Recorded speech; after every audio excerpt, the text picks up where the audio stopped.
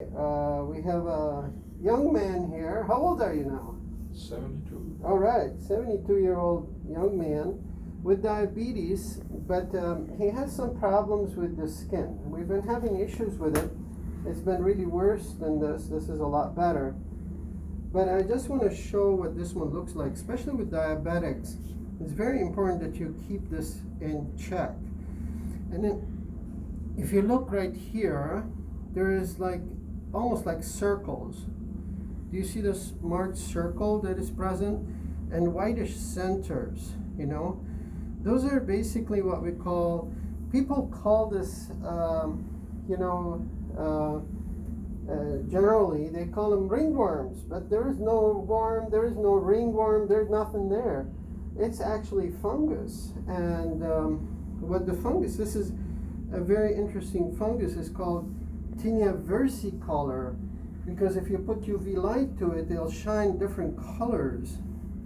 And it's very red, very raised on the borders, as you can see.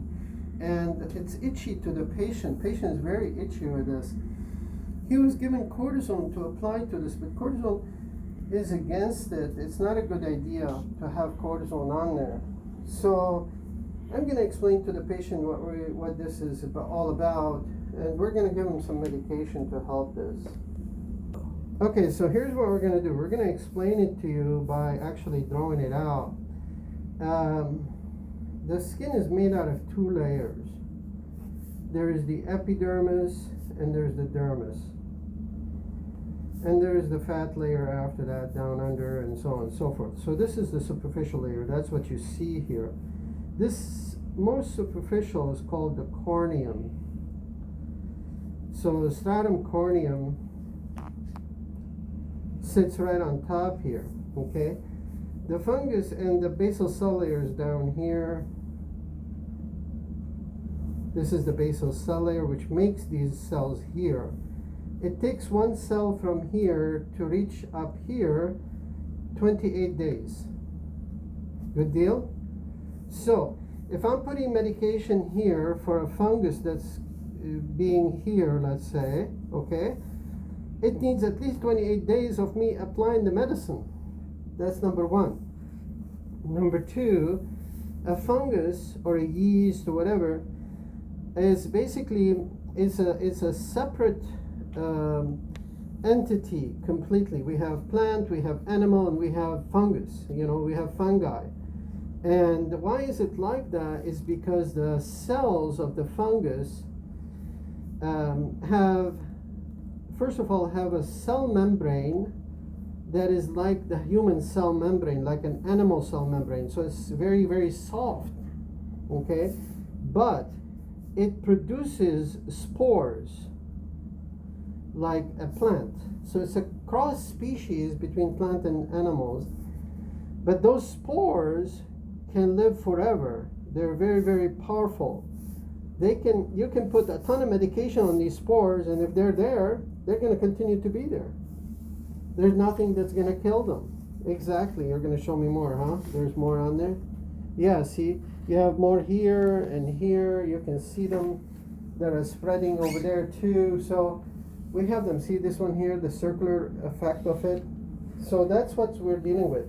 So these spores, what happens is, you can kill this cell because the medication I'm going to give you is going to kill those cells, but then the spores will not die. You see my point? So the spores, any one of these spores can sprout and make another cell, but it's going to take time for these spores to sprout again. So some people, what they do is they put the medicine, oh, I'm feeling good, I'm going to stop. And when they stop, these cells will start to grow again.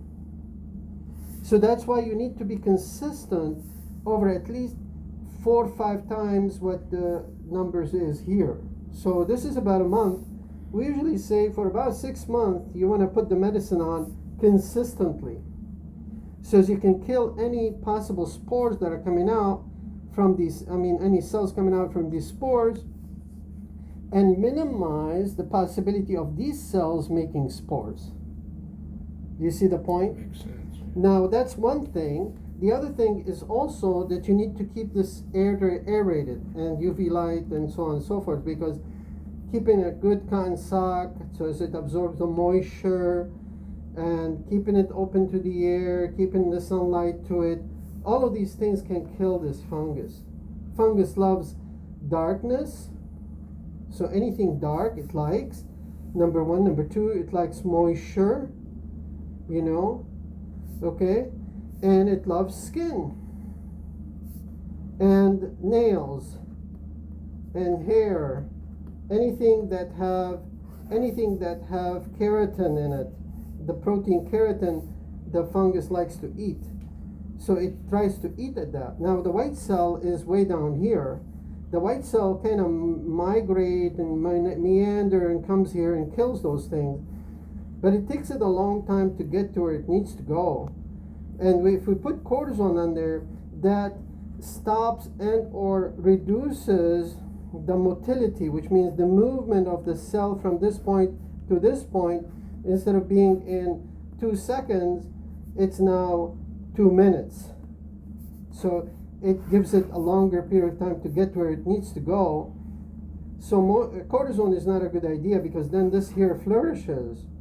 You need an antifungal plus a cortisone.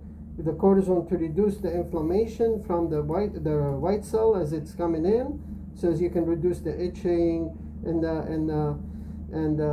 histamine release and all that stuff, and an antifungal to kill those cells. Does this make it more clearer? It's what's happening. Exactly. So if I give you cortisone alone, it's not going to work.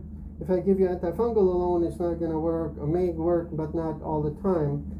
And the topical treatment is the treatment of choice for me because of the comorbidities, which means the things that may go wrong, like diabetes, you know, all these things. We don't want to affect your liver. We don't want to affect anything else.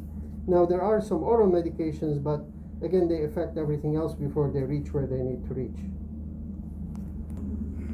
So now, as you can see, we've explained about this, and I hope this helps everybody. If you have questions, let us know. We're here to help. Thanks.